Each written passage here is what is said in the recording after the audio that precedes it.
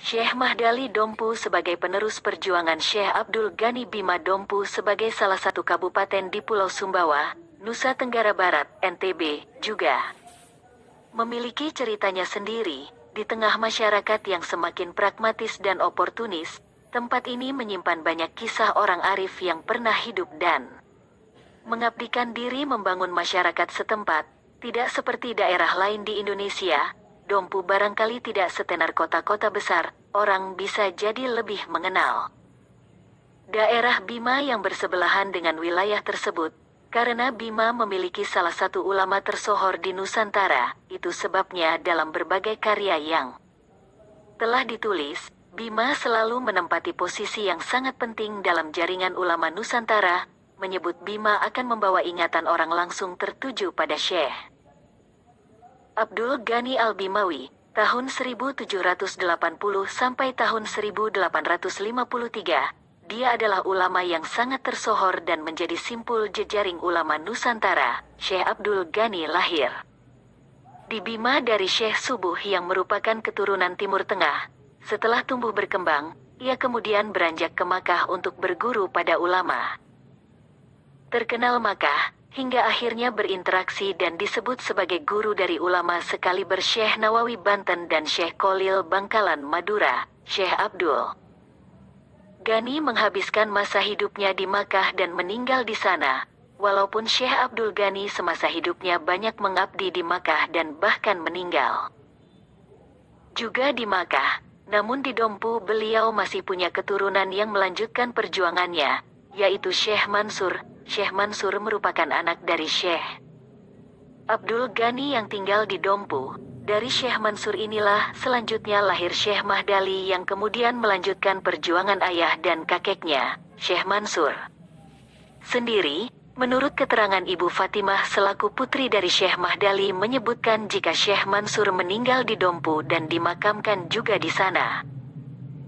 Sayangnya, saya masih belum sempat mengunjungi pusara beliau. Menurut Ibu Fatimah, Syekh Mansur memiliki 2 makam. Saya belum menanyakan lebih jauh tentang Syekh Mansur, sebab saat itu waktu kian sore dan waktu berbuka akan segera tiba. Jadi, saya segera pamit dari kediamannya.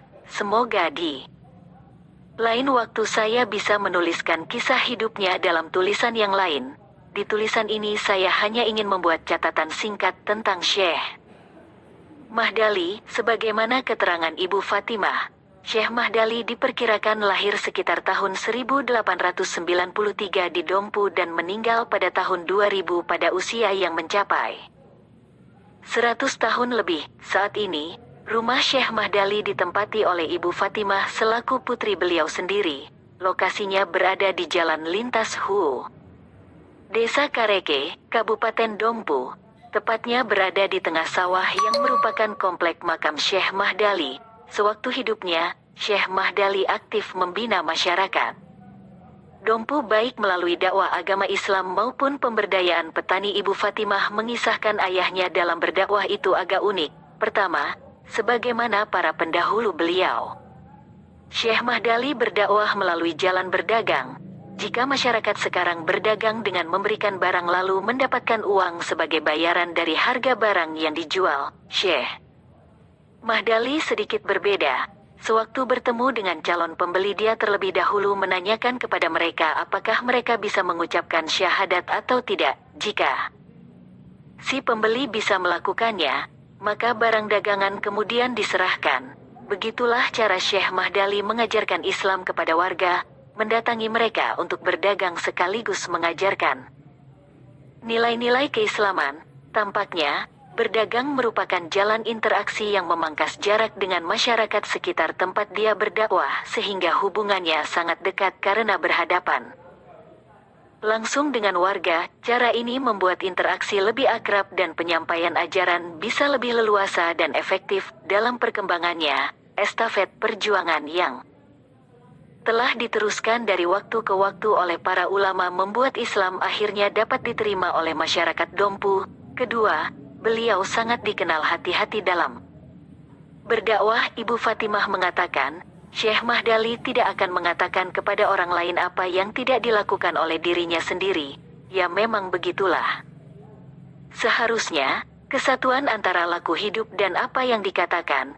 Kalau menggunakan bahasa Pramudya, orang bahkan harus jujur sejak dalam pikiran, dan kita selalu menemukan laku hidup yang arif dari para ulama, bukan orang yang mengaku ulama. Para ulama memiliki kedalaman ilmu dan pencapaian spiritual yang tinggi hingga membuatnya menjadi oase di tengah publik.